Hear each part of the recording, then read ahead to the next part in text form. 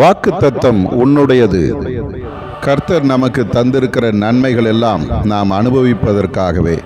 ஆண்டவர் உன் கையின் கிரியைகளை ஆசீர்வதித்திருக்கிறார். வேதாகமம் சொல்லுகிறது போல ஆபிரகாமை ஆசீர்வதித்தவர், ஈசாக்கை 100 மடங்கு ஆசீர்வதித்தவர், யாக்கோபை 2 பரிவாரங்களோடு திரும்பி வர பண்ணினவர், இஸ்ரவேல் மக்களை ஆசீர்வதித்தார் என்று பெரிய பட்டியலே போட முடியும். இவர்களை எல்லாம் ஆசீர்வதிக்கும் போது ஆண்டவர் ஒரு எண்ணம் தனக்குள்ளே வைத்திருந்தார். ஆபிரகாமை அழைத்தபோது உன் நிமித்தம் பூமியில் உள்ள சகல ஜாதிகளும் ஆசீர்வதிக்கப்படும் என்று சொன்னார்.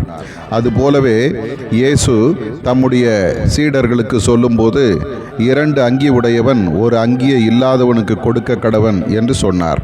இயேசு தம்முடைய சீடர்களுக்கு வியாதிகளை குணமாக்கவும் பிசாசுகளை துரத்தவும் அதிகாரம் கொடுத்து, இலவசமாய் பெற்றீர்கள், இலவசமாய் கொடுங்கள் என்று சொல்லி கொடுத்தார்.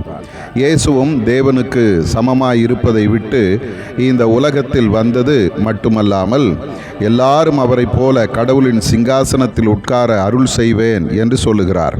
ஆகவே கடவுள் தந்த நன்மைகளை நம்மால் இயன்றவரை மற்றவர்களோடு பகிர்ந்து கொள்வோம். ஆண்டவர் நம்மை ஆசீர்வதிப்பார். ஆதார வசனம், சமநிலை பிரமாணத்தின்படியே அவர்களுடைய செல்வம் உங்கள் வறுமைக்கு உதவும்படிக்கு இக்காலத்தில் உங்களுடைய செல்வம் அவர்களுடைய வறுமைக்கு உதவுவதாக. 2 கொரிந்தியர் 8:15.